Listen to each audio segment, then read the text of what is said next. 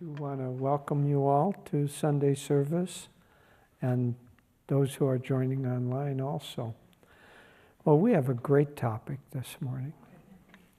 But first I'll read something from Whispers from Eternity, which are Yogananda's beautiful prayer poems, or prayer demands, I should say, that showed proper attitudes for kind of every facet of how to relate to the divine. This morning, I'll read the prayer demand, teach us to consider no work more important than thy work. O Spirit, as no work is possible without borrowing from thee the power to perform it, so teach us to consider no work greater than thy spiritual work. Teach us to feel that since no duty is possible without thee, so no duty is more important than our duty to thee. And teach us to love thee above everything, for we cannot live or love anything or anybody without thy life, thy love. Isn't that beautiful? He was a master, so. Well, this is a very interesting topic this morning. As Swami referred to in the reading, it's kind of the two parts, and not everybody heard last week's service or the topic. So let me set the scene here a little bit. So Jesus and some of his disciples are on the way to Jerusalem. And a few miles from Jerusalem is a little town called Bethany. And so Jesus and his disciples have stopped at Bethany because some friends and disciples live there, Martha and Mary, and they've got a brother that you might have heard of, Lazarus. And so that family lived there, and Jesus, and we don't know how many disciples, but certainly some, have stopped there. And so it's time for them to be fed. They need to be fed. And Martha is working in the kitchen getting the meal ready.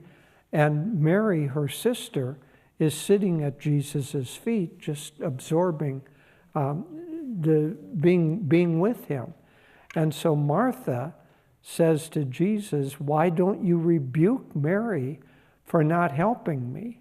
In other words, I'm cooking, and she's just sitting there. Tell her to get in here and help. And Jesus says, Martha, Martha, thou art careworn with many problems. She's chosen, Mary has chosen the better part. And so that's the conflict here that Swami is talking about. Those who think outward activity as the way to achieve the proper spiritual progress, they take Martha's part and say, well, Jesus, you should have sent Mary in there. You should have rebuked her, because not only did Martha need help, but all of us doers, that's the way to find freedom. That's the spiritual path, sacrifice. Well, that's not the way Jesus saw it. And so let's talk about his way. What is spiritual progress? Swami Kriyananda summed that up. We've mentioned this several times, but there are always new people that need a good story. So Devi and I were in India with Swami, and we'd been talking with him about, the difficulty of making spiritual progress and how the goal of union with God is a very high goal, and it's not easy to do that. And so Swami was eating breakfast when we were having this conversation, and he took some food on his fork, and he summed up the entire spiritual path between the time he picked the food up and put it in his mouth. And so here it is, the entire spiritual path. The whole purpose of the spiritual path is to dissolve the ego. That is done by longer, deeper meditation and seeing God as the doer in everything. And he took his bite, and that's it. So here's the spiritual path. The goal of the spiritual path is to dissolve the ego, and that's done by longer, deeper meditation. Mary is representing meditation. She's absorbing the consciousness of Jesus and seeing God as the doer. Martha represents seeing God as the doer, only that's not her attitude. Her attitude is, I'm the doer, and why aren't you sending Mary in here to help me out? And in fact, ego, the root meaning of ego is, I am the doer. And so when you have the attitude that you're the doer, then you're not doing service. Whatever activity you're doing something other than service, because true service, the true purpose of, Master said that our path is a balance of meditation and service. So true service is just as important as meditation, but the purpose of meditation and the purpose of service are both the same, to dissolve the ego. So if you're doing service with a bad attitude and you're enhancing the ego, you're focused on your ego, then you're not doing service. You're just working, and you're working not only working, but you're working with a bad attitude. And so what we're trying to do on the spiritual path is both service and meditation, but with the purpose to dissolve the ego. So let's ask the question, what is the ego? Well, these guys have an answer for that too. So ego is, there's only one consciousness that exists. Only God's consciousness. But God's consciousness, he has put into motion, into activity, so the real essence of God's consciousness is intelligent energy that has the vibration of existing, conscious, blissful energy. And so that's the whole play of the universe, and we're trying to get back to that. Well, God forms separate, in order to, as Master said, it's God's Leela, or as Swami said, the nature of joy is to want to share itself. Well, if there's only one, there's nobody to share with. So God has to create the illusion of multitude, of diversity, in order to have something to share.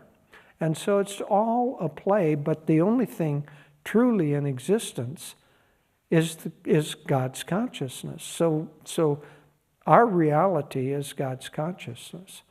But in order to keep this creation going, God creates the delusion of separation. So ego is the spark of God that is each individual spark in the current delusion that I am this body and personality. So the soul identified with the body and personality is the ego. So we're trying to dissolve that. Swami identified it as a bundle of self-definitions. So we're trying to dissolve the bundle of self-definitions. So let me ask, who do you think you are? Seriously, now this is a very serious question. In fact, Ramana Maharshi, basically his whole spiritual path was to ask that question, who am I? So who do you think you are? Or to put it another way, just who do you think you are? But if we contemplate that, if we come up with any answer at all other than I am God, I am Spirit, and that's it, then especially if we come up with the answer, I am this body and the personality. I have a certain age, I have a certain nationality, I have a gender, I have this quality and that quality. I'm smart or I'm not very smart, I'm tall, I'm not very tall. All of those things. As long as we think that's who we are, that's the ego, because it separates us from the true self, who we really are. So we're trying to dissolve that ego. And in the process of trying to dissolve that illusion, we need to work through those things that make us think that we're the ego. There was Davy and I some years ago attended a beautiful, every year the Ananda Schools has a graduation and has a awards day. And so in the Ananda Schools, because we're trying to develop the whole child, not just one part, they not only give grades for academic subjects, as all schools do, but they also give a certificate for certain qualities that the child has developed that year. And we attended one time, and Narani was giving out awards, and she told a wonderful story. She said that this year our school played a game, the children in our school. Now she was the teacher for kids that were, I don't know, 8, 9 years, 7, 8, 9, in that age group, young ones. She said, we played a game this year called Big Self, Little Self. And so every time some child acted generously and expansively, the other children would say, big self, big self. And every time they acted contractively and egotistically, the children would say, little self, little self. So Jesus was saying to Martha, little self, little self. Not because of what she was doing, but because of her attitude. So little self, big self. So she was giving out, Narani was giving out awards, and she said, she gave one child an award. She said they had played the game all year long, and this child came to her and said, Narani, I can't even remember my little self. Now, isn't that a beautiful story? Well, I hate to break it to you, but we're all in school, and we're playing big self, little self. Only we call it ego self and soul self. And so we're trying to transfer our consciousness of who am I from the ego self, the little self, to the soul self. So from the bundle of self-definitions to the pure consciousness of God. Now, Christ is that pure consciousness of God. That's what he represents. That's what he is. That's his consciousness. So if you were to ask Christ, who are you? He would give a very different answer than, I'm 33 years old, and I come from the little town there, and I was born there, and all of that. He would give a very different answer. So what does a Christ give as an answer to who are you? A Christ gives the answer, I am the spirit, the consciousness of spirit that creates the universe. I'm not the creation. That's a result of who I am. I am the pure consciousness, the spark of infinity that is at the heart of every atom, every subatomic particle, that then forms itself into the delusion, into the illusion of creation. So I'm God's intelligence throughout everything. That is the Christ consciousness. And beyond that, most of you have read Autobiography of a Yogi, and the beautiful experience of cosmic consciousness that Master had and talks about, and then from that writes the poem Samadhi. But at first his consciousness was still, you can't say that he had ego consciousness, but it was in its limited form. So the story starts, it's very beautiful. Master has been away, he's still Mukunda. He's been away kind of against the wishes of Sri Yukteswar. He's gone off because he wants to find God in the Himalayas. And then he goes through some experiences, and then he comes back, and he's a little shamefaced, and he comes back to Sri Yukteswar. And Sri Yukteswar accepts him back as if he hasn't been gone at all. And Master said he had never experienced such complete acceptance and love, and it healed something in his heart that had been missing. This is the way he puts it. He's writing all of this for our benefit now. So then, from there, a couple of days later, because when he first met Sri Yukteswar, he made him promise that he would liberate him, give him the experience of God. So a couple of days after Mukunda has come back from his meanderings, then Sri Yukteswar says, Mukunda, come here. And Mukunda, acting the part of being an ego consciousness, says, I'm busy. Kind of like Martha, huh? I'm busy. I'm meditating. Mukunda, come here. I'm meditating, Master. And Sri Yukteswar says, yes, I know how you're meditating, with your mind like leaves strewn in the wind. Now come here. And he comes. Sri Yukteswar taps him on the chest. The breath is drawn out of him. The life force leaves the body, the personality, and expands into cosmic consciousness.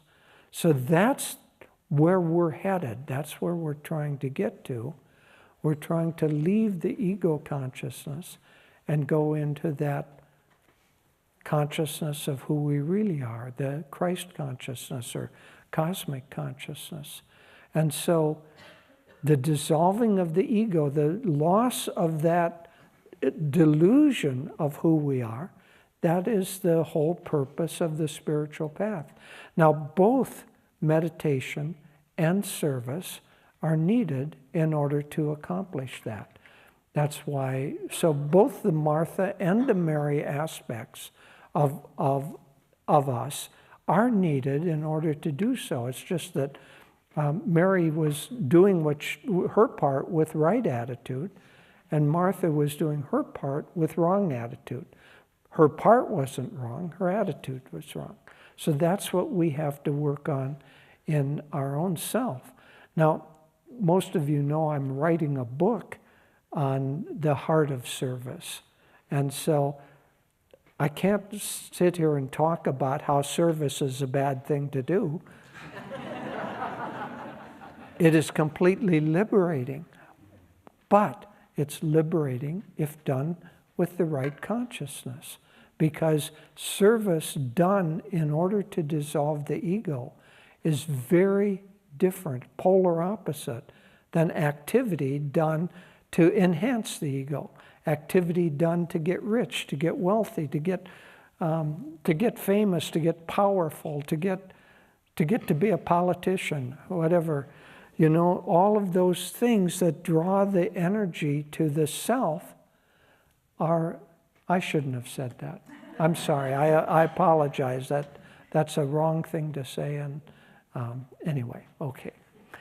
But anything that draws the consciousness to the self and enhances the sense of separation in the self, that is counter to what we're trying to achieve spiritually.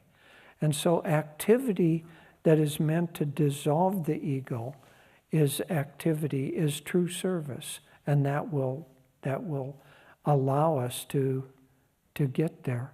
So as I say, we're all in school together, and we're all trying to play this game of big self, little self, or ego self and soul self. So service, if done correctly, dissolves the energy of, because it opens the heart, it opens the consciousness. If done with the qualities of God, it allows us to be in the presence of God as we do our activity. And most of our day is spent, our waking hours, most of our waking hours are spent not in meditation, but activity. And so to do it properly is very, very important. The other part, of course, is longer, deeper, as Master says in Samadhi, guru-given meditation. So longer, deeper, guru-given meditation. That's the part that Mary was playing. When we do our purification ceremony every Sunday, we start by saying, the Master says, open your heart to me, and I will enter and take charge of your life. Well, that's what Mary was doing. She was sitting there opening her heart to the Christ consciousness, not to a person, to the Christ consciousness, to the attitudes and the inner knowledge or inner understanding of who we really are. She was opening herself to that. And that's what we should be trying to do in meditation. Master defined meditation as deep concentration on God or as on one of the qualities of God.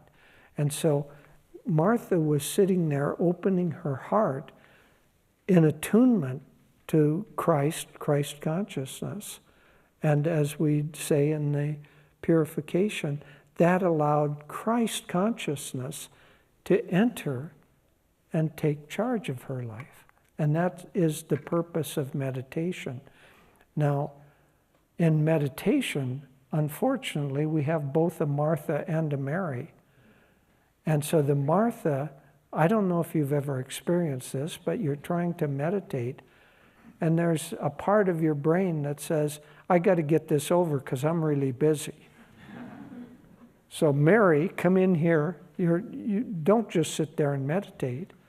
Come in here. We got to think about what we're going to have for breakfast, how we're going to do the projects of the day. So there's this inner conflict within us between the activity, the wrong attitude in activity, and there can be wrong attitude in meditation too. If it's meditation in order to enhance your ego, that's counteractive. But both meditation and service, Mary and Martha, are equally important if done in order to dissolve the ego. And so this is a very beautiful reading, understood at the deeper levels of it. And so we have to, being both Marthas and Marys, we have to try to meditate more deeply, to set aside that time and really, in meditation, absorb the consciousness, try to become the Christ consciousness. And when we're active and when we're serving, we need to try to take that vibration of the Christ consciousness and serve with that vibration. And if we work both of those halves together, then that is, as Swami said, that is the way that we make spiritual progress. That is the way that we dissolve the ego. God bless you.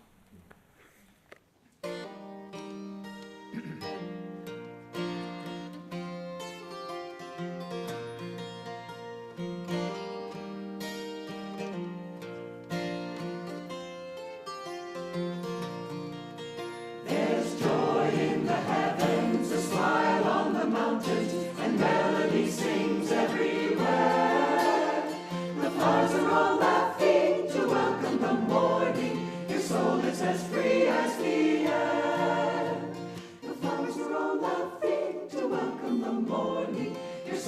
as free as the air. Leave home in the sunshine, dance through a meadow, or sit by a stream and just be. The lilt of the water will gather your worries and carry them down to the sea. The lilt of the water will gather your worries and carry them down to the sea. Men hunger for freedom, but don't see their dungeon is only the thought that they're bound. Desires are their shackles, the hope that tomorrow the doorway to joy will be found. Desires are their shackles, the hope that tomorrow the doorway to joy will be found. There's joy all around us. Why wait till tomorrow? We've only this moment to live. A heaven within us is ours for the finding, a freedom no riches can give. A heaven within us is ours for the finding, a freedom no riches can give. There's joy in the heavens, a smile on the mountains, and melody sings everywhere. The clouds are all laughing to welcome the morning. Your soul is as free as the air. The clouds are all laughing to welcome the morning. Your soul is as free as the air. The clouds are all laughing to welcome the morning. Your soul is as free as the air.